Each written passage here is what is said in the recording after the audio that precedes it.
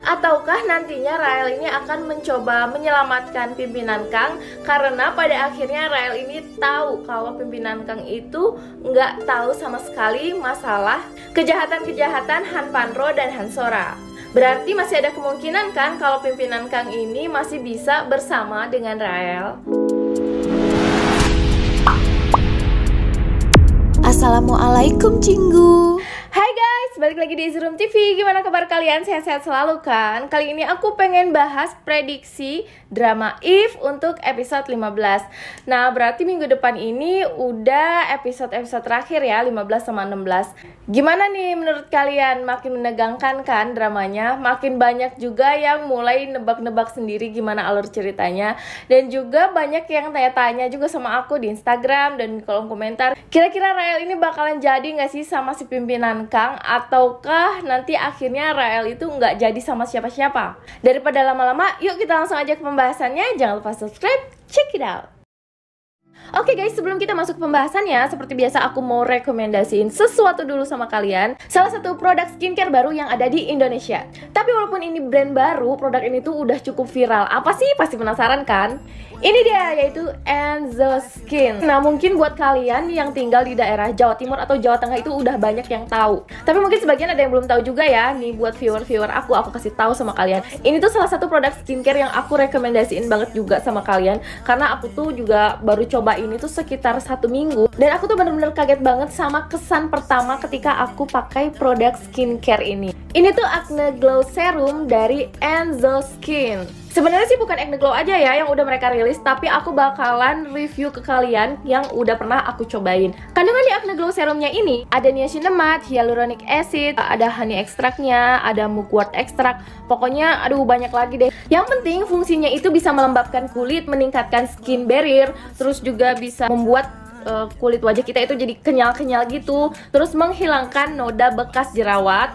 Dan kalau misalnya kita punya jerawat itu juga pasti langsung kering pakai ini tuh. Karena kalian tahu nggak kalau hyaluronic acid itu bisa mempercepat penyembuhan radang akibat jerawat. Tapi sebenarnya yang pertama aku cobain itu adalah Calendula Face Mist nih. Dia juga punya produk face mistnya ya. Dan aku tuh juga suka banget sama face mistnya. Kalian harus coba. Karena ini tuh mengandung DNA salmon dan green caviar. Jadi pertama kali aku pakai face mistnya ini, muka aku tuh langsung jadi kayak seger banget. Dan teksturnya tuh kayak gimana ya, kayak kulit kita tuh kayak jadi langsung ketarik gitu. Dan ini juga mencerahkan kulit aku. Dan kebetulan waktu itu tuh ada jerawat di muka aku 1 biji. Dan langsung kering dong pakai ini doang. Dan ternyata setelah aku baca manfaatnya tuh juga ternyata bisa sebagai anti aging dan bisa menutrisi kulit juga. Dan itu pakainya jangan terlalu deket, jadi 15 cm gitu. Seger banget. Oh iya, aku juga mau kasih tahu ke kalian, itu sebenarnya ada tutupnya ya, tapi karena aku tuh selalu bawa ini kemana-mana, jadi tutupnya tuh hilang, gak tau kemana. Selain DNA salmon dan green caviar, face mist ini juga mengandung niacinamide, kolagen, dan ekstrak sarang burung walet. Wah, keren banget kan? Jadi bisa dibilang kandungan-kandungannya itu lengkap untuk menutrisi kulit kita, dan masih banyak lagi deh kandungannya itu yang nggak bisa aku sebutin satu persatu. Oh iya, face mist ini juga punya aroma cucumber yang seger banget. Gimana? Tertarik nggak kalian buat pakai produk-produk dari Enzo Skin ini? Kalau aku sih cocok ya pakai ini. Mudah-mudahan kalian juga bisa cobain dan bisa ngerasain khasiatnya sendiri. Dan tenang aja, semua produk dari Enzo Skin ini sudah mengantongi izin BPOM dan aman untuk ibu hamil dan menyusui juga. Kalau kalian pengen beli, kalian bisa langsung cek Shopee-nya atau TikTok Shop, dan ada juga Instagram-nya. Kalian bisa langsung cek ya.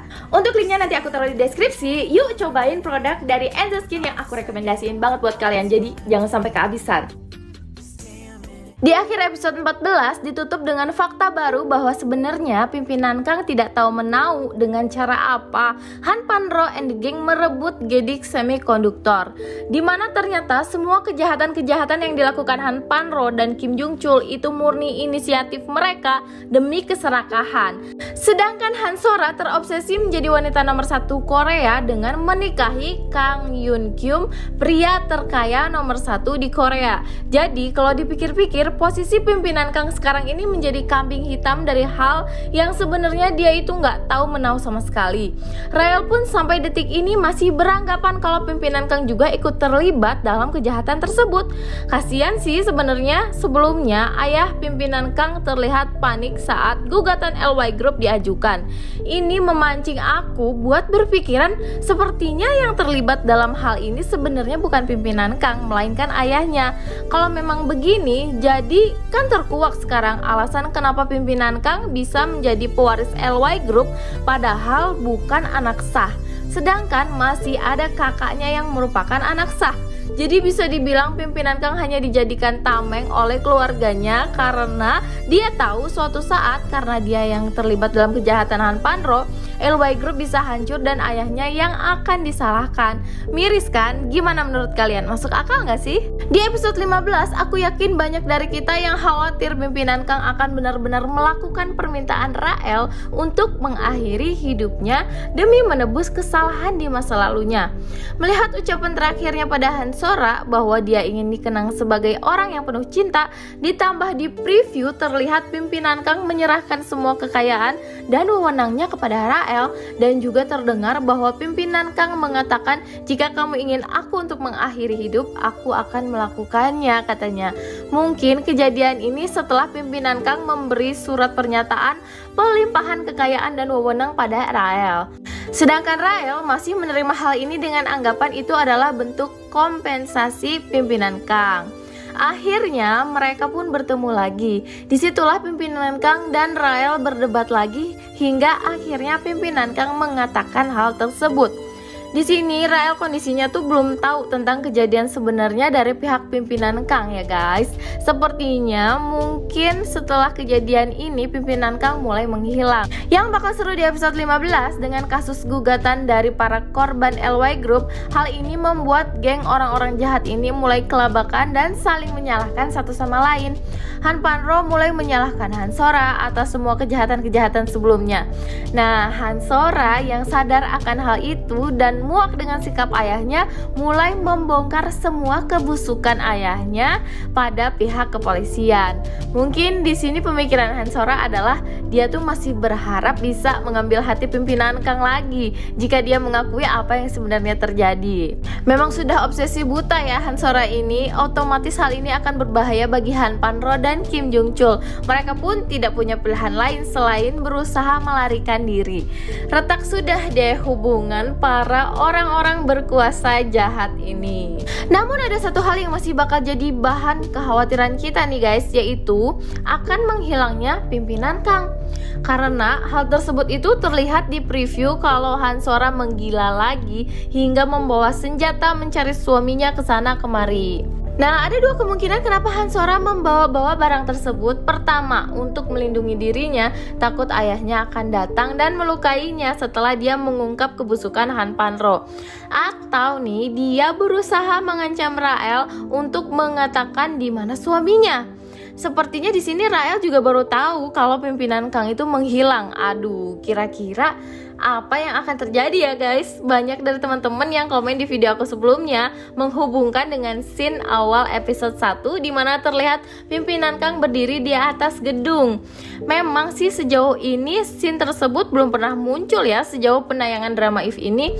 Hal ini jadi menimbulkan pemikiran bahwa pimpinan Kang akan memenuhi keinginan Rael untuk bundir demi menebus kesalahannya. Jadi banyak yang berspekulasi kalau dia di atas gedung itu mau bundir.